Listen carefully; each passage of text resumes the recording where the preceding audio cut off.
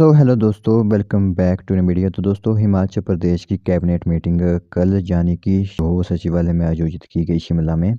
तो देर शाम यह मीटिंग हुई जिसके कि प्रेस जो होता है प्रेस में यह जारी नहीं किया गया, लेकिन जो इम्पोर्टेंट यहाँ पर फैसले हुए हैं कल की कैबिनेट मीटिंग में, वो हमने सोचा कि एक बार आप लोगों को पूरे फैसले जो भी होते हैं, जो भी डिसीजंस कल की कैबिनेट में लिए गए हैं, वो हम आप लोगों को यहाँ पर एक बार बता दें, ठीक है।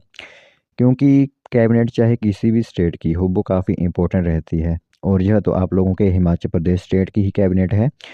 तो जो फैसले हुए होंगे यहाँ पर, वो पूरी इन्फॉर्मेशन आप लोगों को बताई जाएगी। क्योंकि कैबिनेट के फैसले जानना हर एक वर्ग को क्यों ज़रूरी होता है, क्योंकि इसके अंदर आप लोगों को हर एक विशेष वर्ग के एजेंडे शामिल होते हैं और उन्हें देखा जाता है। जैसे अगर शिक्षा विभाग में कोई अगर फैसला होना है तो वो इसमें होगा। अगर कोई नई नौकरी आनी है तो वो इसमें अप्रूवल दिया जाएगा।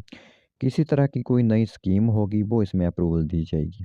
तो जो भी नई स्कीम्स आती हैं, नई नौकरियों के अप्रूवल होते हैं, या फिर कोई नई योजना लाई गई है हिमाचल प्रदेश के अंदर जिसे अप्रूवल देना है, वो सभी हिमाचल प्रदेश कैबिनेट के माध्यम से ही होता है, ठीक है।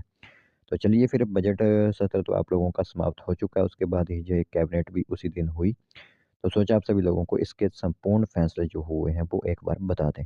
तो दोस्तों, देख सकते हो यहाँ पर जो भी कैबिनेट के बड़े निर्णय 5 अप्रैल 2025 को मुख्यमंत्री सुखविंदर सिंह सुक्खू की अध्यक्षता में जो वो फैसले हुए हैं, वो पूर्ण फैसले आप लोगों को विस्तार पूर्वक बताए जाएंगे, ठीक है। तो देर शाम को जो कैबिनेट मीटिंग शुरू हुई थी, तो फिर बाद में जो है वो हम इसकी वीडियो उसी दिन यानी सैटरडे शनिवार को नहीं बना पाए, तो आज हम आप लोगों को इसके विस्तार पूर्वक निर्णय बताएंगे, ठीक है। तो इसमें सबसे पहले जो महत्वपूर्ण फैसला हुआ है कर्मचारियों से रिलेटेड, वो यह रहेगा कि 31 मार्च 2025 तक अपना 2 वर्ष का कार्यकाल पूरा कर चुके अनुबंध कर्मचारियों की सेवाओं को नियमित करने का निर्णय यहाँ पर लिया गया है, ठीक है। साथ ही साथ इसी तरह 4 वर्ष की निरंतर सेवा पूरी कर चुके दैनिक वेतनभोगी और आकस्मिक जो भुगतान कर्मचारी हैं को भी जो है वो इस स्थिति से नियमित करने का निर्णय लिया गया है, ठीक है। तो पहली बड़ी खबर कर्मचारियों के हित में थी, तो जो भी कैंडिडेट्स जिन्होंने भी अपना अपना कार्यकाल यहाँ पर पूरा किया है, उन सभी को यहाँ पर रेगुलर कर दिया जाएगा। दूसरी बात करें तो एसजेवीएनएल को यहाँ पर पूर्व में आवंटित 382 मेगावाट क्षमता की सोनी, 210 मेगावाट की लोहरी चरण एक, 66 मेगावाट की धौलसिद्ध जल विद्युत परियोजना और एनएचपीसी को आवंटित 500 मेगावाट की डुग्गर और 180 मेगावाट क्षमता की बैरासूर परियोजना को प्रदेश सरकार के अधीन लेने का निर्णय लिया गया है, ठीक है। साथ ही साथ सुन्नी लोहरी चरण एक, धौलसिद्ध और डुग्गर परियोजनाओं के अधिग्रहण के लिए इस परियोजनाओं पर हुए वास्तविक व्यय का आकलन करने को स्वतंत्र मूल्यांकन जो है वो नियुक्त करने की स्वीकृति दी गई है। तो इसके अलावा बैरासूर परियोजना के अधिग्रहण के लिए एक प्रशासक नियुक्ति करने का भी निर्णय कैबिनेट में लिया गया है।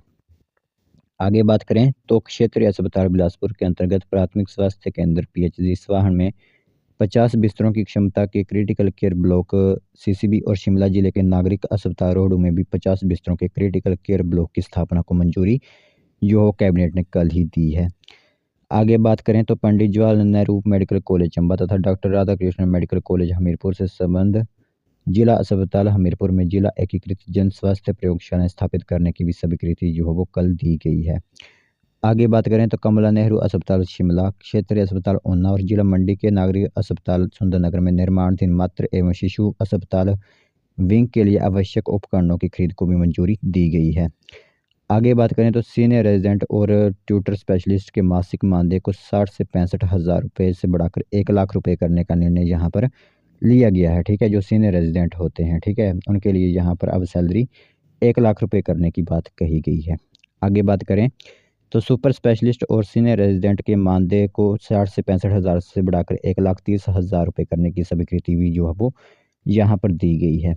आगे बात करें तो रोगी कल्याण समिति को सशक्त करने के लिए स्वास्थ्य मंत्री डॉक्टर कर्नल धनीराम शांडिल्य की अध्यक्षता में गठित मंत्रिमंडलीय उप समिति की सिफारिशों को भी स्वीकृति यहाँ पर दी गई है। आगे बात करें तो समिति ने सभी राजकीय चिकित्सा विद्यालयों में उच्च तकनीक से लैस प्रयोगशालाओं की स्थापना तथा अनाथ विधवाओं और उनके आश्रित बच्चों, एकल नारियों और निराश्रित महिलाओं को सभी 133 लैब टेस्ट और एक्सरे सेवाएं जो हम निःशुल्क प्रदान करने की सिफारिश की है। तो इन 3 नए वर्गों को शामिल करने के बाद निःशुल्क जांच सेवाओं के लाभार्थी वर्ग की संख्या 11 से बढ़कर 14 जो है वो अब हो चुकी है। आगे बात करें तो उप मुख्यमंत्री मुकेश अग्निहोत्री की अध्यक्षता में संसाधन जुटाने के लिए गठित मंत्रिमंडलीय उप समिति की सिफारिशों को भी स्वीकृति यहाँ पर मिली है। इसमें उप समिति ने प्रदेश सरकार का राजस्व बढ़ाने के लिए विभिन्न सिफारिशों का प्रस्ताव दिया है। साथ साथ शेष लगभग 400 खुदरा शराब की दुकानों की व्यक्तिगत आधार पर तत्काल पुनर्नीलामी करने की भी स्वीकृति जो है वो यहाँ पर दी गई है। आगे बात करें तो hotel wide flower hall Mashobra के अंतरिम संचालन के लिए यहाँ पर EIH लिमिटेड के साथ प्रबंध सेवा अनुबंध जो मैनेजमेंट सेवा कंट्रोल होता है करने की अनुमति यहाँ पर दी गई है। आगे बात करें तो इलेक्ट्रिक वाहनों को प्रोत्साहित करने के लिए राज्य में विभिन्न सरकारी परिसरों में 402 नए EV चार्जिंग स्टेशन स्थापित करने की जो वो निर्णय लिया गया है। यानी कि अब चार्जिंग स्टेशन हिमाचल प्रदेश में भी शुरू हो जाएंगे जो जिन्होंने भी इलेक्ट्रिक व्हीकल लिए होते हैं। ठीक है, तो Himachal Pradesh open places act 1985 के प्रावधानों को शेष शहरी स्थानीय निकायों में लागू करने का निर्णय लिया गया है, जिनमें 7 नगर निगम, 17 नगर परिषद और 23 यहाँ पर नगर पंचायत शामिल रहेंगे। आगे बात करें तो मंडी जिला के धर्मपुर विधानसभा क्षेत्र स्थित अटल आदर्श विद्यालय मंडी को जो आगामी शैक्षणिक सत्र 2025-26 से क्रियाशील बनाने की स्वीकृति भी दी गई है। साथ साथ यहाँ पर एक और बड़ा फैसला हुआ था और वो न्यूज़पेपर में भी सामने आया हुआ है कि हिमाचल प्रदेश में अब न्यूनतम बस किराया जो होता है 5 रुपये से बढ़ाकर 10 रुपये कर दिया गया है।